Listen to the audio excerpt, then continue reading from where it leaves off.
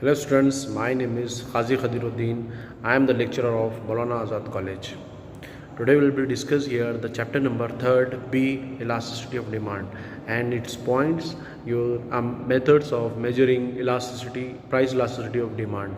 So the first point of your price elasticity of demand, how to measure.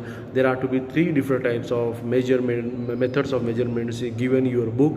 That is, the first is your percentage or ratio method. Now second is your expenditure method, or now third is your point method. So these 3 point methods is to be given in your book. These points are very important for examinations. So let's discuss about the first point of your measuring methods of price elasticity of demand. So कैसा आप इसको major कर सकते हैं? तो 3 methods है. आप उसको अल्जेब्रिक मेथड या मैथमेटिकल मेथड्स में जो अल्जेब्रिक मेथड आता है, न्यूमरिक नंबर्स, उससे भी आप उसको शो कर सकते हैं, मेजर कर सकते हैं. एक्सपेंडिचर मेथड होता है जिसमें आप एक्सपेंडिचर देखते हैं, उससे भी आप उसको शो कर सकते हैं, एक्सप्लेन कर सकते हैं. और एक आता है पॉइंट मेथड, या उसको ज्योमेट्रिक मेथड भी कहते हैं. तो सी द फर्स्ट, रेशियो और परसेंटेज मेथड. रेशियो और percentage method it's related with your mathematics, or it's related with your algebraic method, is in which use mathematical algebraic methods elements. Numeric numbers are to be using, and you should be easy understand how to measure price elasticity of demand.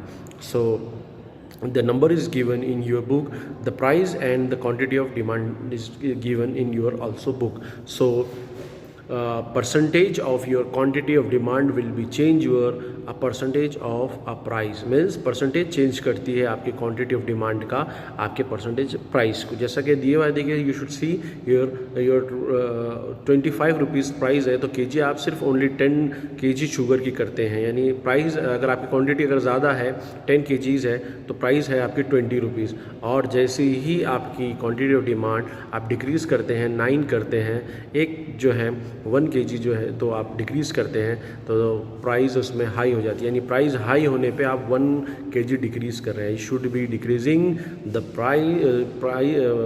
Quantity of demand when price will be increasing.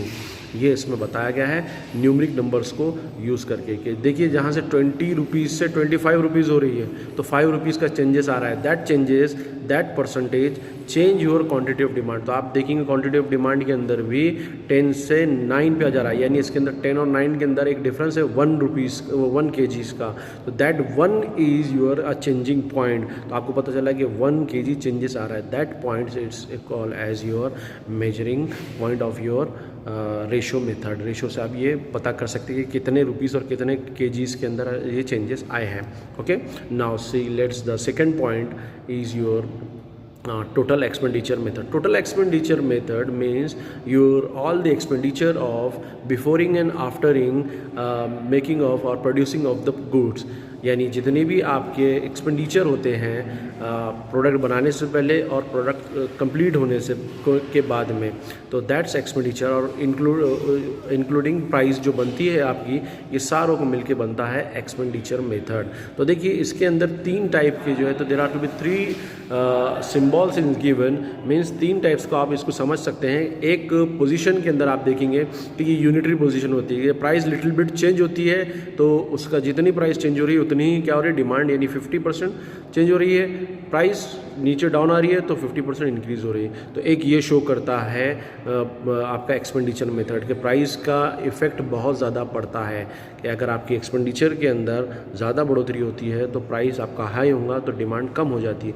और price में अगर expenditure में अगर कमी आई, price में कमी होती है, तो डिमांड एक्सपांड होती है, बढ़ती है. और दूसरा इसके अंदर होता है रिलेटिवली इलास्टिसिटी ऑफ डिमांड.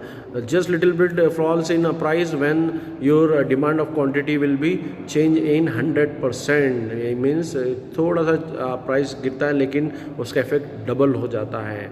तो इसकी भी जो है, तो आप ये टेबल के अंदर जो टेबल चल रहा है उसमें देख सकते हैं इसका. और थर्ड वन जो बताया है आपका कि रिलेटिवली इन इलास्टिक पोजीशन, यानी 3 पोजीशन है, unitary position, relatively elastic position और रिलेटिवली इन इलास्टिक पोजीशन. कि प्राइस आपकी थोड़ी सी कम हो रही है, but it's not to be effects on your quantity of demand will not to be change, यानी चेंज नहीं होती है. तो ये 3 पॉइंट्स जो है तो बुक में आप ये जो लेक्चर है इसमें चल रहे हैं देख सकते हैं आप कि तीनों पॉइंट्स ये शो करते हैं कि तीनों पॉइंट से आप एक्सपेंडिचर से प्राइस चेंज होती है और प्राइस की वजह से आपकी क्वांटिटी ऑफ डिमांड चेंज होती है। तो ये 3 पोजीशन बनती है, ठीक है। और लास्ट पॉइंट है आपका, the last point is point method. Point method को आप ज्योमेट्रिक मेथड भी कह सकते हैं। Point method, geometric method means you should be know about easily using of geometric instruments, जैसा कर्व वगैरह बना के आप इसको समझ सकते हैं। जैसा ऊपर आप मैथमेटिक्स में जो तो अलजेब्रिक मेथड से देखे आपने परसेंटेज मेथड या रेशियो मेथड, एक्सपेंडिचर मेथड देखे जिसमें भी न्यूमरिक नंबर्स है, लेकिन इसमें ज्योमेट्रिक मेथड्स आते हैं जिसमें आप उसके इंस्ट्रूमेंट है जैसा कर्व है, ग्राफ्स है, वो आप उसको देख के समझ सकते हैं। तो see the first geometric method, there are to be 2 methods to giving a linear method और एक नॉन लीनियर। लीनियर मेथड में 2 एक्सेस है, एक वाई एक्सेस है, एक एक्स एक्सेस है। Y axis shows your price and X axis your shows your quantity of demand. तो देखिए उसके अंदर एक कर्व चल रहा है, कर्व के अंदर आप देख सकते हैं स्क्रीन के ऊपर कि पी जो है ए पॉइंट है जो वाई एक्सेस के ऊपर है, और वो लाइन जो जा रही है डिमांड लाइन वो goes to left to right downward. आप देख सकते हैं लेफ्ट टू राइट डाउनवर्ड जा रही है, लेकिन ये टच हो रही है वाई एक्सेस से एक्स एक्सेस के ऊपर, यानी स्ट्रेट लाइन स्लोपिंग डाउनवर्ड।